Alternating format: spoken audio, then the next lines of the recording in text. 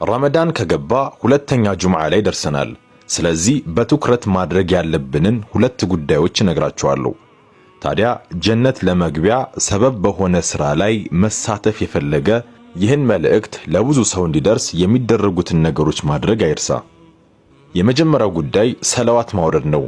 ማን ነው እስቲ ይበልጥ ወደ ውዱ ነብይ ቅርብ መሆን የሚፈልግ? የአላህ መልእክተኛ ሙሐመድ ሰለላሁ ዐለይሂ ወሰለም እንዲህ ብለውናል፣ ጁምዓ ቀን እኔ ላይ ሰለዋት ማውረድ አብዙ፣ የኡመቴ ሰለዋት ሁሌ ጁምዓ ቀን ይቀርብልኛል።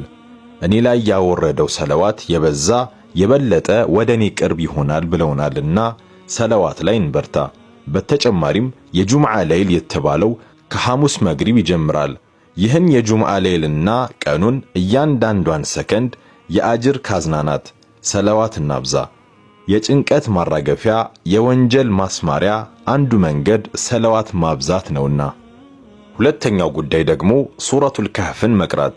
ሱረቱል ካህፍን መቅራት ብዙ ጥቅሞች አሉት። እኔ ለዛሬ ያዘጋጀሁላችሁ በውስጡ አላህ ትልቅን መልእክት እየነገረን ስላለው ጉዳይ ነው። ከዛ በፊት ይህን ጥያቄ ራሳችንን እንጠይቅ። ምናልባት ብዙ መልካም ነው ያልኩትን ሥራ ሰርቼ ይሆናል። እንቅልፍ አጥቼ ስሰግድ አድሬ ይሆናል። የፀሐዩ ሐሩር እየገረፈኝ የውሃ ጥም እያንገበገበኝ ጾሜን ውዬ ሊሆን ይችላል። አላህ ጋርስ ሥራዬ ደርሶ ይሆን ወይስ ከከሳሪዎቹ ሆኛለሁ? አላህ ደግሞ እንዲህ ይለናል፣ በሥራዎች በጣም ከሳሪዎችን እንንገራችሁን በላቸው።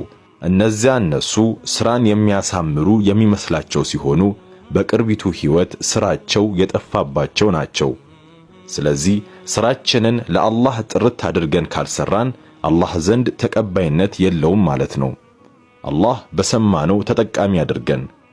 የተለያዩ ትምህርቶች ወደ እናንተ እንዲደርስ የፕላስ ምልክቷን በመጫን የመልካም ነገር ተከታይ ይሁኑ።